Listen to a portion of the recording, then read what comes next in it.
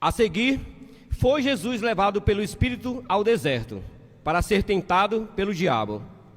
E depois de jejuar 40 dias e 40 noites, teve fome.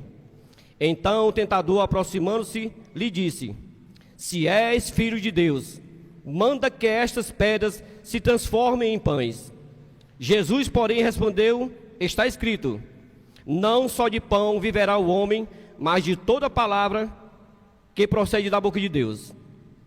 Então o diabo levou a cidade santa, colocou sobre o pináculo do templo e lhe disse: Se és filho de Deus, atira-te abaixo, porque está escrito: Aos seus anjos ordenará a teu respeito que te guardem, e eles te sustentarão nas suas mãos, para não tropeçares em alguma pedra.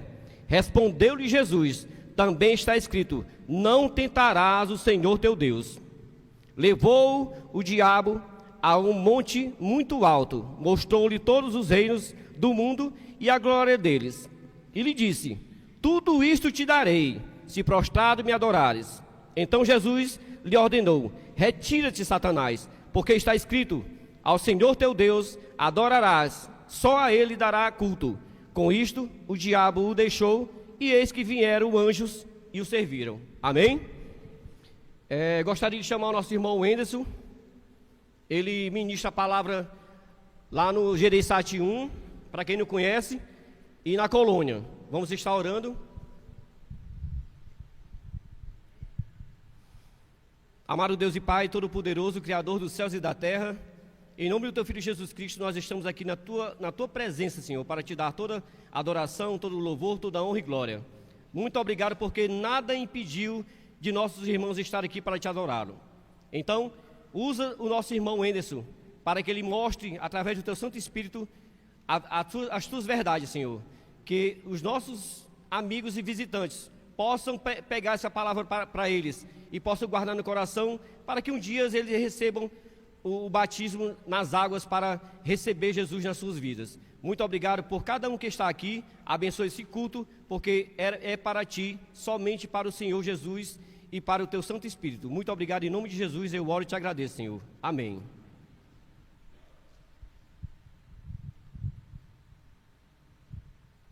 Amém. Obrigado, irmão. Bom dia, irmãos. Graça e paz em nome de Jesus. Amém. É sempre uma alegria estar aqui com vocês. É uma honra, uma satisfação. É sempre muito bom estar na presença dos irmãos, louvando, engrandecendo o nome do Senhor. E hoje com chuva, né? Graças a Deus, para a honra e glória dele. Esses dias tem sido muito quente, mas o Senhor providenciou essa chuva aí para a gente. Amados, hoje nós iremos tratar desse assunto a respeito da tentação de Jesus.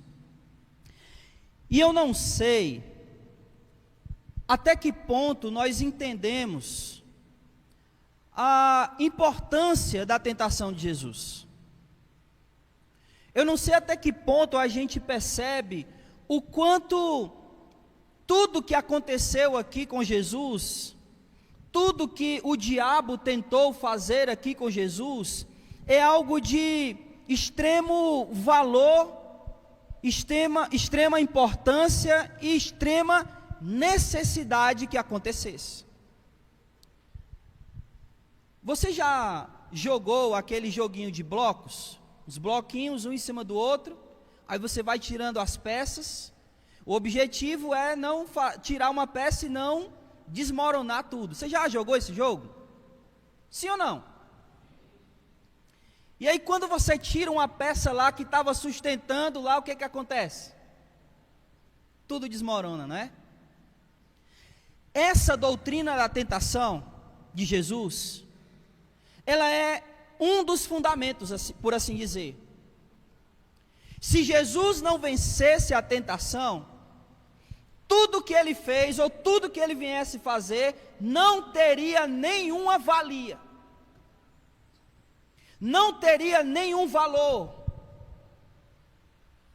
porque se ele não houvesse resistido, se ele não houvesse vencido a tentação, ele não iria servir para a cruz.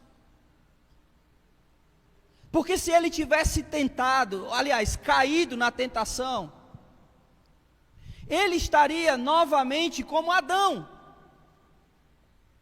Ele estaria corrupto. Ele estaria contaminado com o pecado.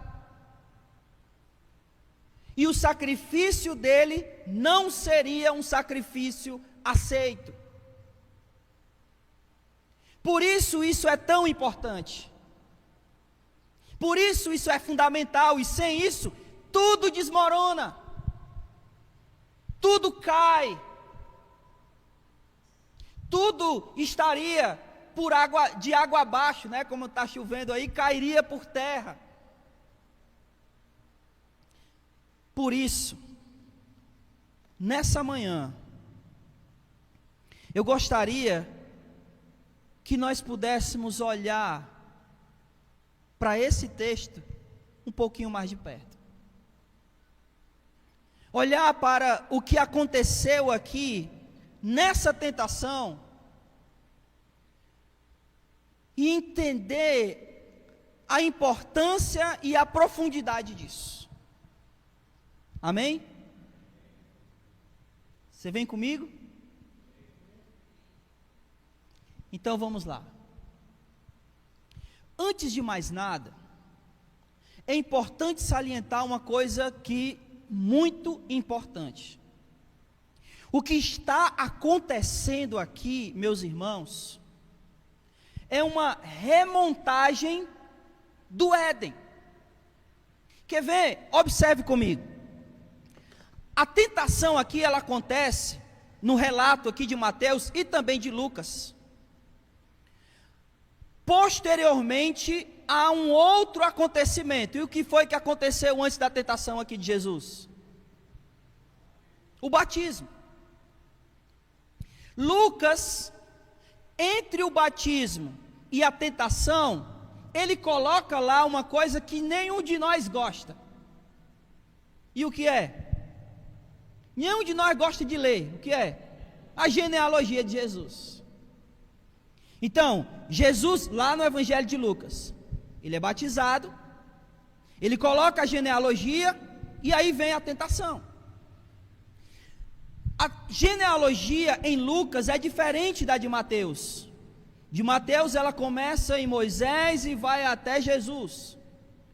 Em Lucas, ela começa em Jesus e ela retorna até quem? Adão. Então preste atenção. Adão e agora Jesus. Com uma pequena diferença. Deus olha para Jesus e diz: ninguém leu a escritura? Esse é quem? É o meu filho amado. Olha só, Lucas termina falando de Adão, aí vem a tentação. Porque está remontando o Éden. Acompanhe comigo. Adão é criado, o Espírito é soprado, e logo vem a tentação. Jesus é batizado, né? E o batismo de Jesus é como se fosse uma criação de um novo povo em Jesus. Por isso que quando nós somos batizados em Cristo Jesus, em nome de Jesus, nós somos uma nova criação. Então preste atenção. Adão criado, o Espírito soprado sobre ele e logo vem a tentação. Jesus é batizado, o Espírito Santo desce sobre ele e logo ele vai ser tentado. Então o que está acontecendo aqui é uma remontagem do Éden, mostrando que Adão foi criado, recebeu o Espírito, o fôlego de Deus, e aí foi tentado, porém caiu. Jesus é batizado, uma criação de um novo povo a partir dele, ele recebe o Espírito e agora vai ser tentado. Só que, abra em Romanos capítulo 5, não desmarque aí, tá? A gente vai voltar para aí. Mas olhe só, essa tentação de Jesus não é uma mera tentação, não é mais uma tentação, é a tentação de todos nós nele. Se em Adão todos caíram, e é isso que Paulo vai dizer aí, Romanos capítulo 5, todos abriram? Romanos 5,12. Portanto, assim como o pecado entrou no mundo por um só homem, e pelo pecado a morte, assim também a morte passou a todos os homens, pois todos pecaram. Versículo 18. Portanto, assim como por uma só transgressão veio o julgamento sobre todos os homens para condenação, assim também por um só ato de justiça veio a graça sobre todos os homens para justificação que produz vida. Porque assim como pela desobediência de um só homem muitos foram feitos pecadores, assim também pela obediência de um só homem muitos serão feitos justos. Então,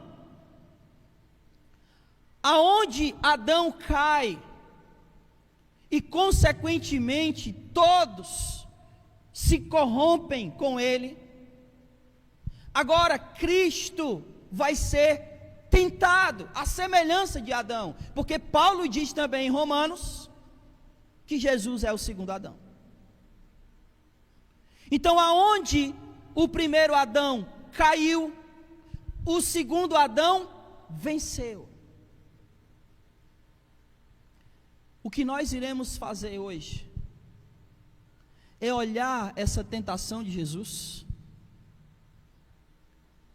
analisar essa tentação e perceber que a mesma tentação foi usada no Éden,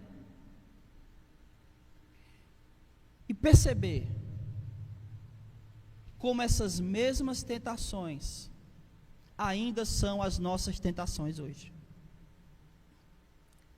E aprender com Jesus como nós podemos vencer essas tentações. Não pela nossa força, mas porque Ele venceu. Amém? Amém, meus irmãos? Então vamos lá. Mateus capítulo 4.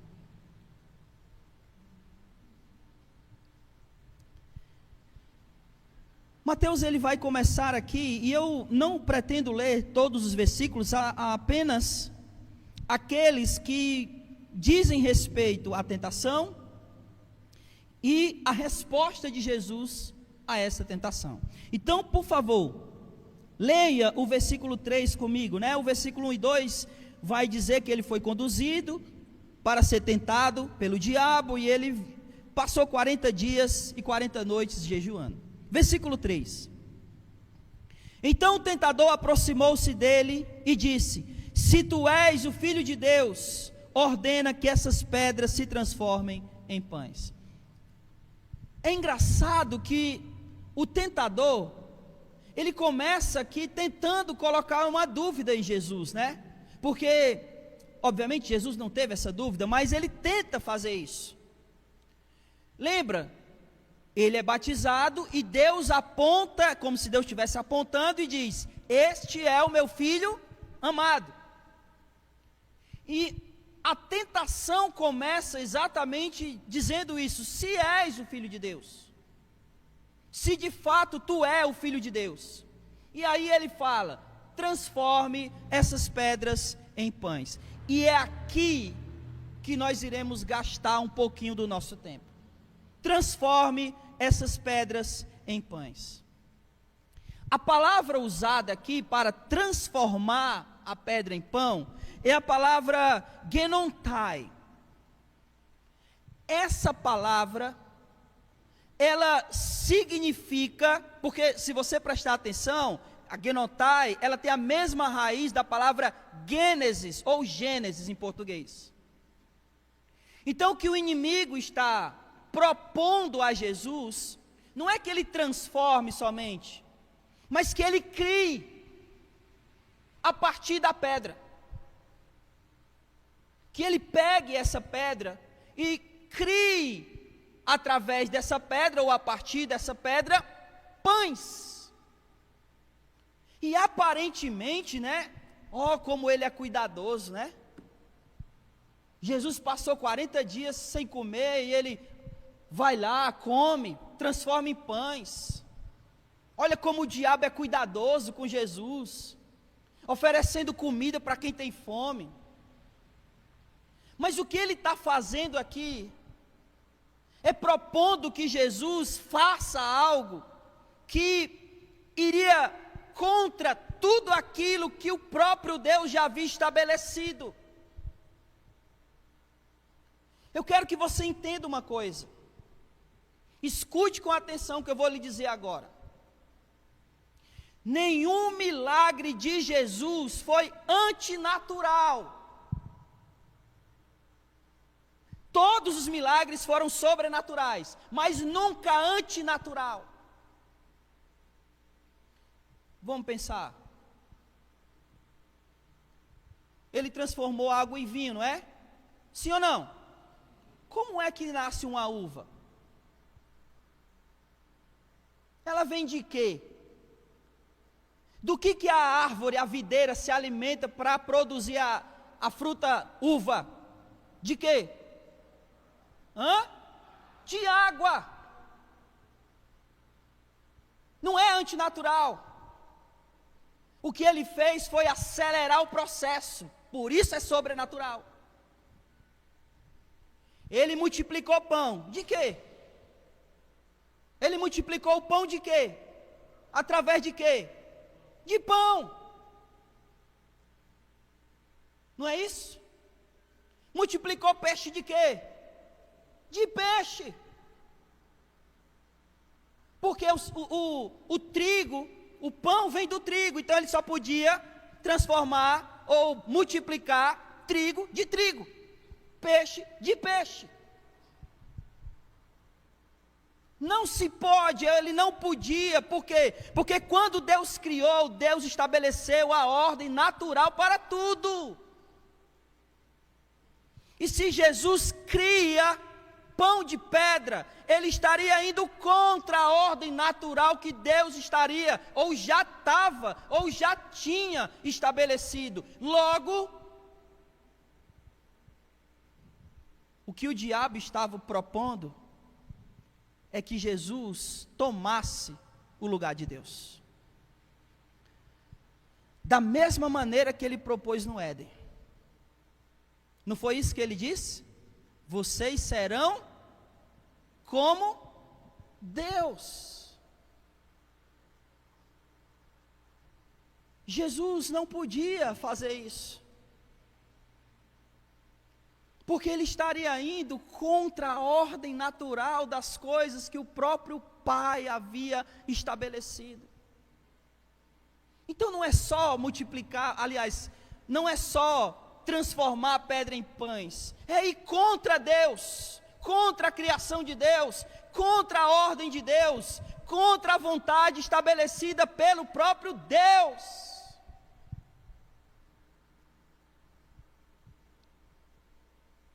Essas tentações ainda são nossas.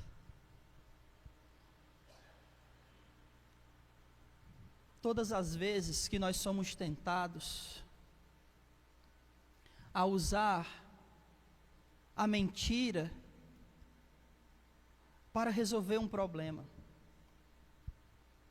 estamos indo contra a ordem natural de Deus. Todas as vezes que nos é oferecido o adultério para resolver uma crise conjugal, estamos indo contra a ordem natural de Deus. Todas as vezes que é oferecido todo tipo de amor, homem com homem, mulher com mulher, como uma proposta de felicidade, indo contra a ordem natural de Deus. Tudo isso são nossas tentações.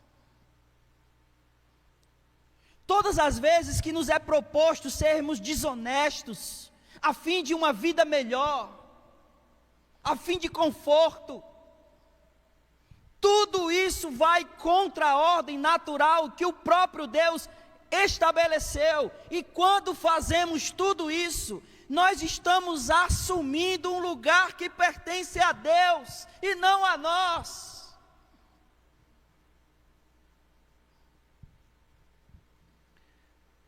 Mas como Jesus venceu isso? Por favor, leia comigo. Versículo 4.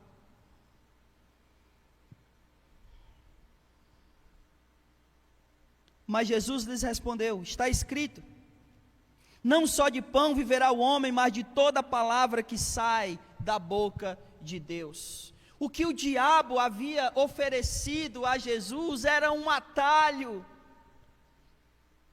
como ele sempre oferece a cada um de nós, um atalho que vai contra aquilo que Deus estabelece. Mas Jesus está dizendo: nós não vivemos de atalhos, nós vivemos das promessas que saem da boca do nosso Senhor. Nós temos um caminho a seguir, e não podemos pegar os atalhos propostos pelo inimigo, mesmo que eles possam ser atrativos. Mesmo que ele possa vir com, camuflado, maquiado de cuidado, de justiça, porque afinal de contas, era 40 dias sem comer, era justo que ele comesse. Mas é justo que a gente viva uma vida boa aqui.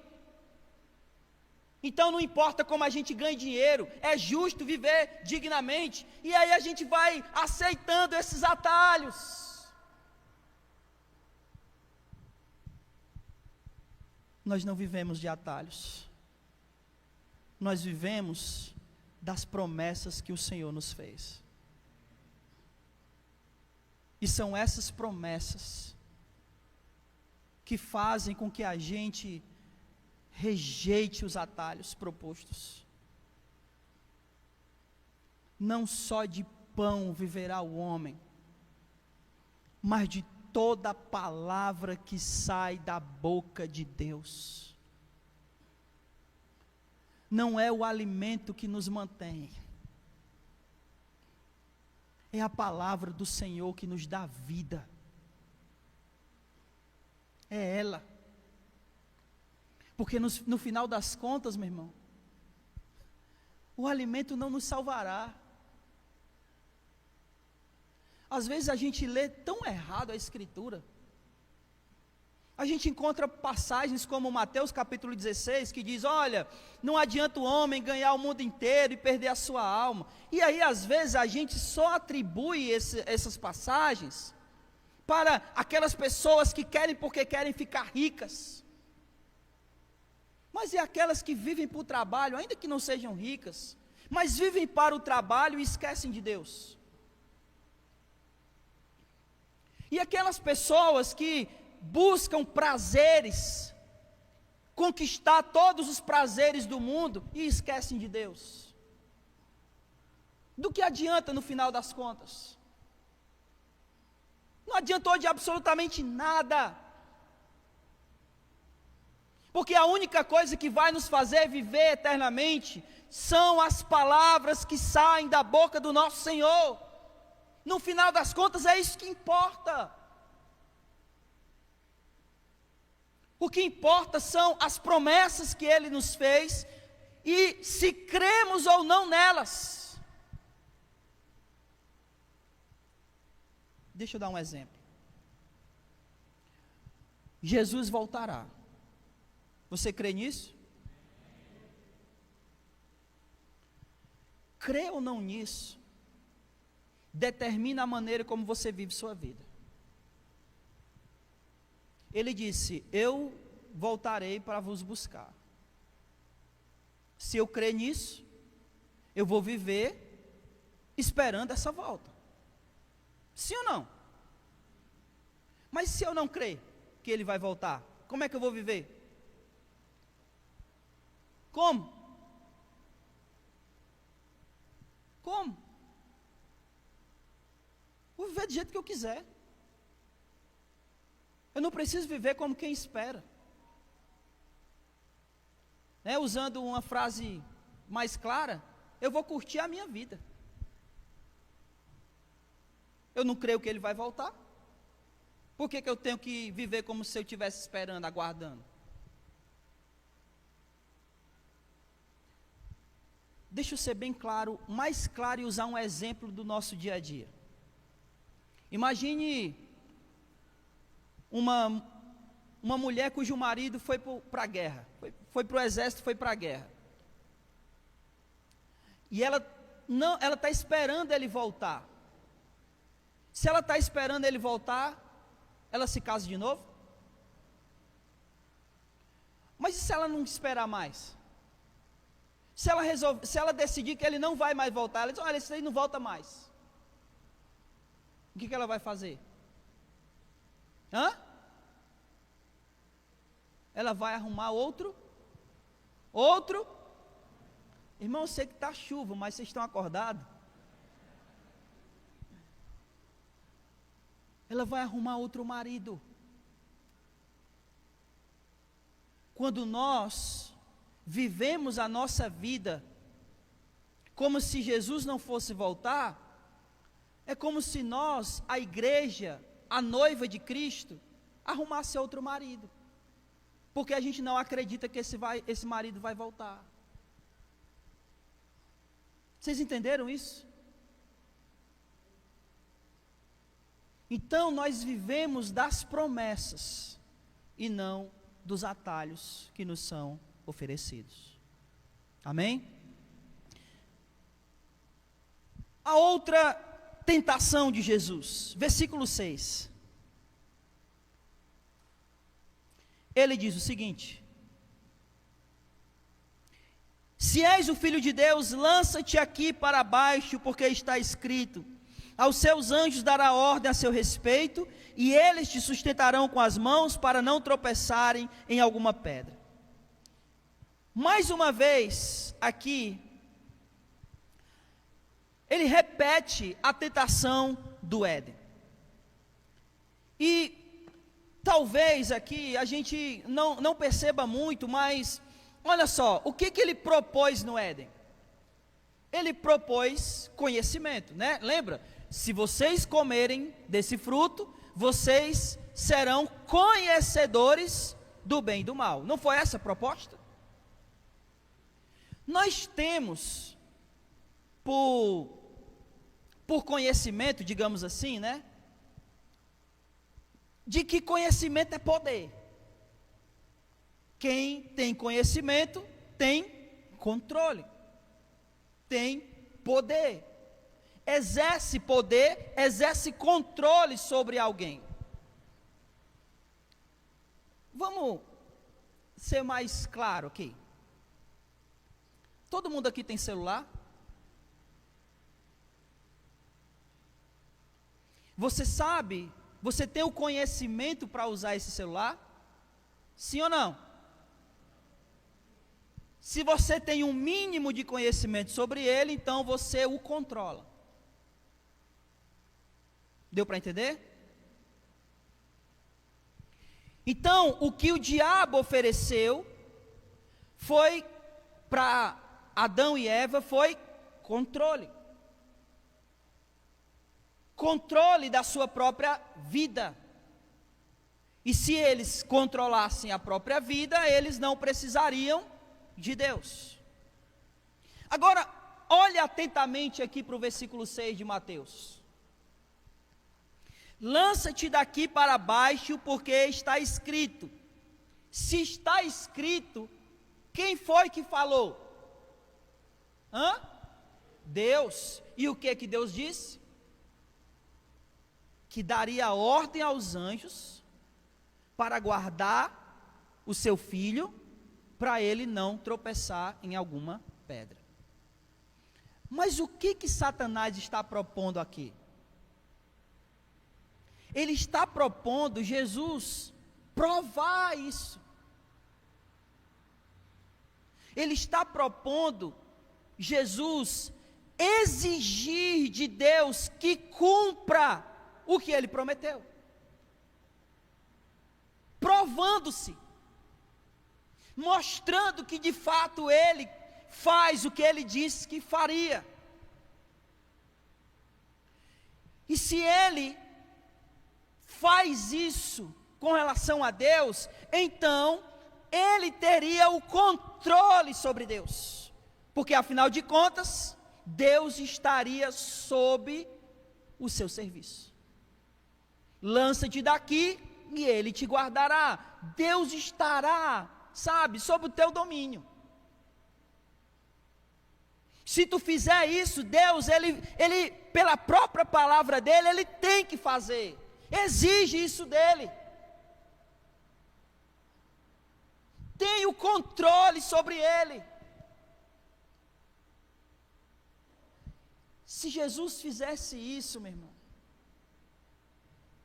ele estaria fazendo uma coisa, porque olha só o que ele diz aqui no versículo 7. A resposta de Jesus: não tentarás o Senhor teu Deus. A palavra que é usada aqui, ela pode ser traduzida para, quando ele diz não tentarás, ela pode ser traduzida para levar a pecar.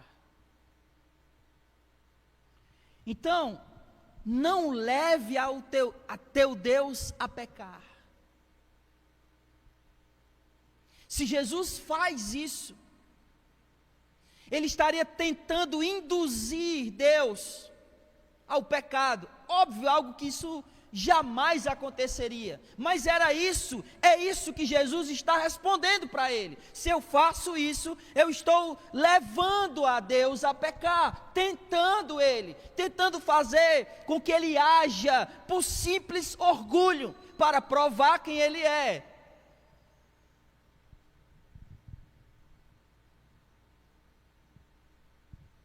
E agir assim é agir como um ser humano.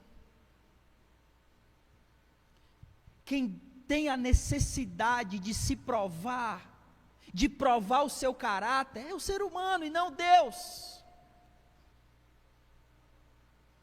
Então olhe só aqui, a tentação do inimigo. Ele está tentando fazer com que Jesus tentasse ao próprio Deus, tentasse fazer Deus pecar. De que maneira?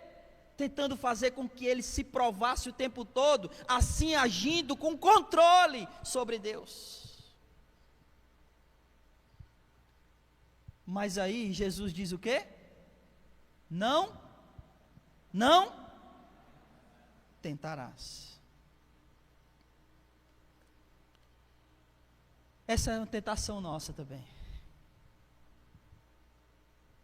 Porque afinal de contas, seja sincero, aqui, só comigo, ninguém vai falar nada, só comigo.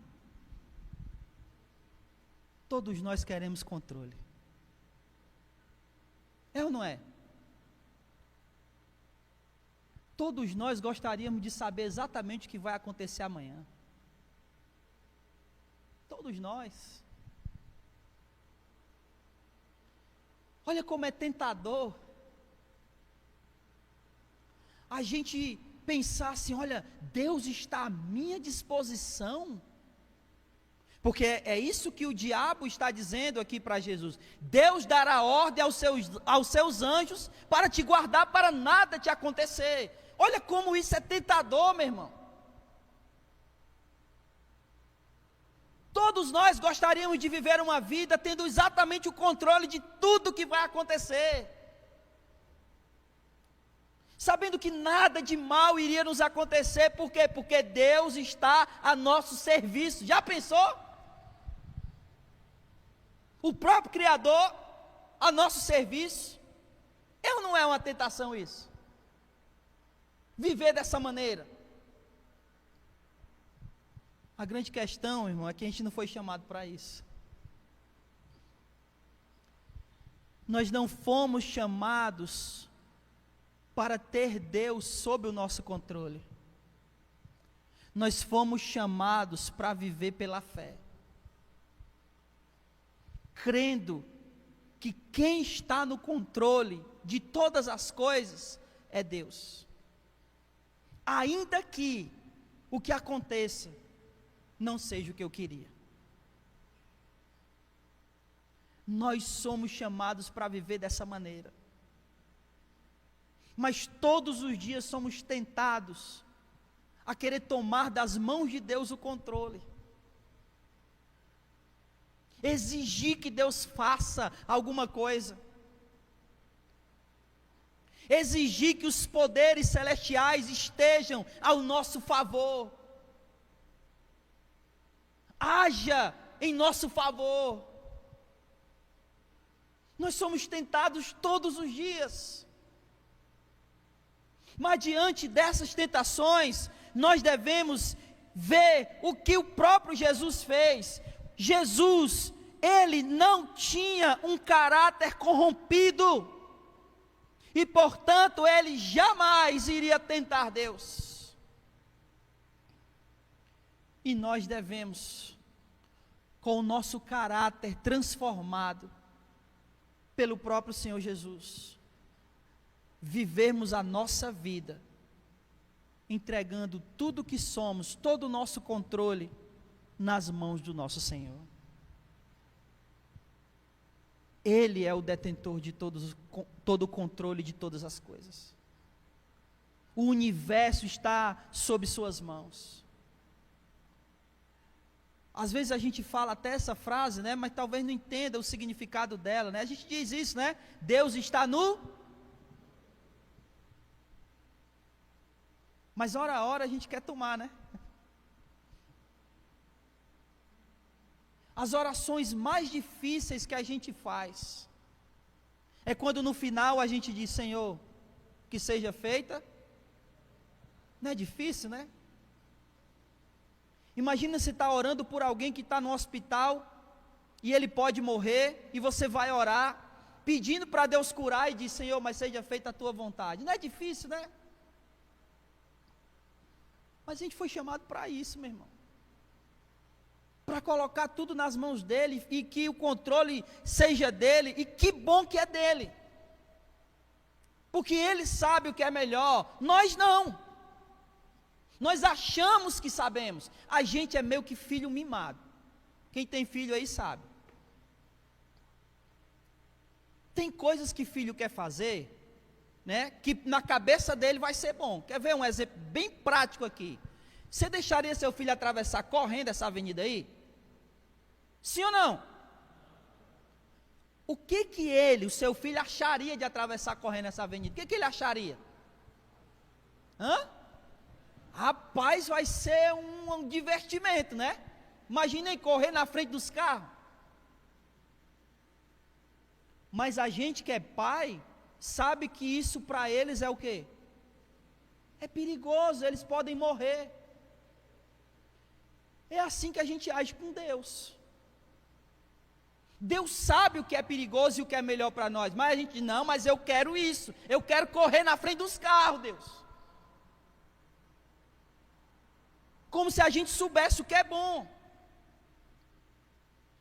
O controle está e deve estar nas mãos do Senhor, e não na nossa. Por isso o nosso caráter precisa ser transformado todos os dias, para a gente aprender a viver pelo controle de Deus, viver pela fé. Amém? A última tentação do diabo. Versículo 8. O diabo levou ainda a um monte muito alto e mostrou-lhe todos os reinos do mundo e a glória deles, e disse: te darei tudo isso, se prostrado me adorares. Talvez aqui, essa tentação não seja muito clara no Éden. Você não vê ela claramente, porque o que ele está propondo aqui é barganha, né? Olha, me adore e você vai ter isso. E talvez a gente não veja isso com tanta clareza no Éden, mas vamos pensar um pouquinho. O que Deus havia dito para Adão e Eva? Se vocês comerem, vocês irão morrer. O que a serpente disse? É certo que não morrerás. O que ela estava propondo é: não ouça o que Deus disse, escute o que eu estou dizendo para vocês. E uma vez que eles rejeitaram a palavra de Deus e resolveram ouvir a voz da serpente, eles passaram a crer nela e a seguir ela. Quando você crê em alguém e segue alguém, naturalmente você se torna devoto desse alguém. Consequentemente, você o adora. E a troco de quê ela fez isso com Adão e Eva? Vocês serão como Deus. Então, houve uma barganha lá também. Ouça o que eu digo e vocês serão como Deus. O que ele está fazendo é a mesma coisa com Jesus. Me adore, rejeite a Deus, e eu te darei todas essas coisas. Tudo isso te darei se você prostrado me adorar. Essa também é a nossa tentação. Sabe por quê, irmãos? E eu nem estou falando, né, porque existem barganhas em muitas igrejas por aí. Existe a barganha muito clara, né? Olha, dê tanto de dízimo e Deus vai te retribuir quantas vezes mais? Né? 100 vezes mais.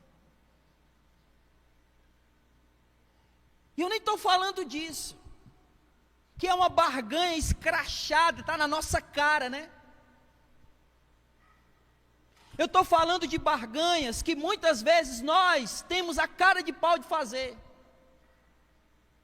Como por exemplo, Senhor, se tu me der isso, Pai, eu vou orar mais. Deus, se tu abrir essas portas, olha, Senhor, me dá um emprego, e eu te prometo, Senhor, que eu vou ser mais presente nas programações da igreja. Pai, se tu fizer isso, Senhor, olha, eu nunca mais peco naquele pecado. Isso é barganha. É barganhar com Deus. E se nós fazemos isso, a gente nem entendeu quem Deus é. Eu quero que, por favor, abra no salmo que foi lido. Eu não vou dizer qual é. Não, brincadeira, vou dizer. O salmo que foi lido na abertura. Salmo 150. Lê o versículo 1 e 2.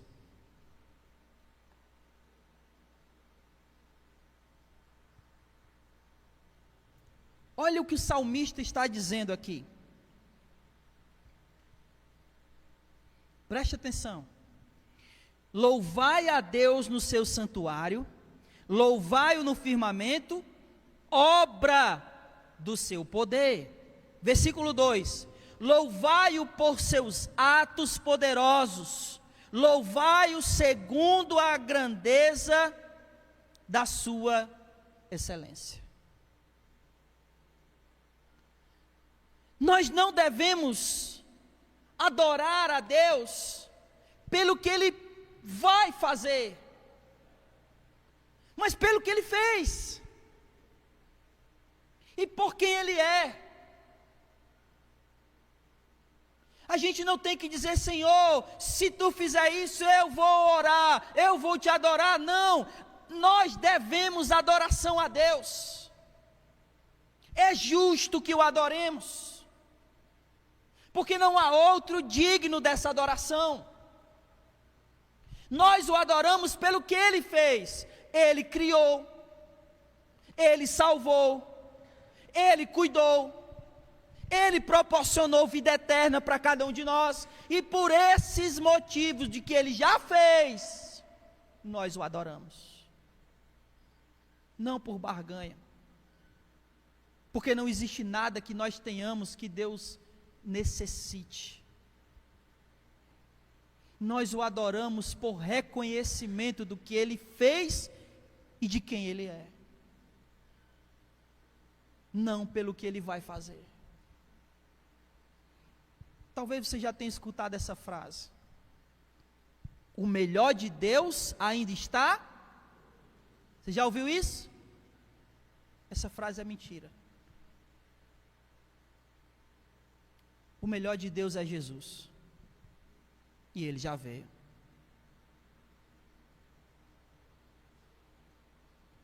Deus nos deu o seu único Filho amado, e nós, em retribuição, precisamos adorá-lo, não pelo que Ele vai nos dar, mas pelo que Ele já nos deu.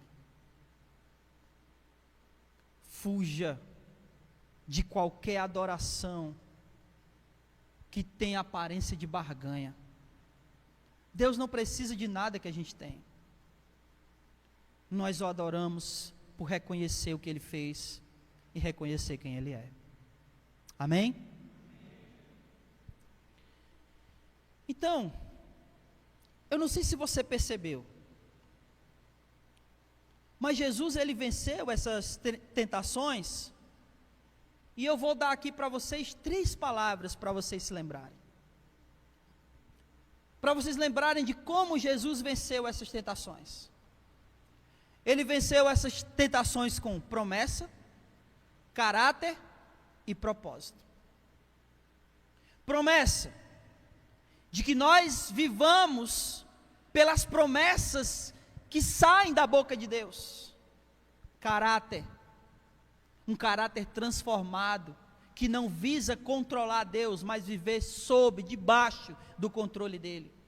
E propósito, o nosso propósito é adorarmos o nome do Senhor, não pelo que Ele vai fazer, mas pelo que Ele já fez e por quem Ele é. Para concluir, essas palavras do diabo, né? Elas são, entre aspas, uma proposta irrecusável, que afinal de contas, né? Quem não ia querer pegar um atalho? Quem não ia querer ter controle? Ou quem não iria querer que sua adoração fosse retribuída com bens? Quem não iria querer isso? Jesus. Ele não quis. E é importante a gente salientar isso, porque, sabe, irmãos, eu comecei aqui falando sobre o joguinho dos blocos, né? Que quando você tira a peça principal, tudo desmorona. A tentação é essa peça, essa história aqui da tentação é essa peça. Jesus resistir à tentação é essa peça, que não pode ser tirada. E se Adão caiu e não foi capaz de resistir à tentação, Jesus foi. E por causa disso, todos nós somos capazes. Deixa eu contar uma coisa aqui, que tem a ver com isso aqui. Há uns anos atrás, eu estava com um irmão, aqui, nessas cadeiras do refeitório. E nós conversávamos a respeito da doutrina do pecado. E obviamente entra a questão da tentação, né?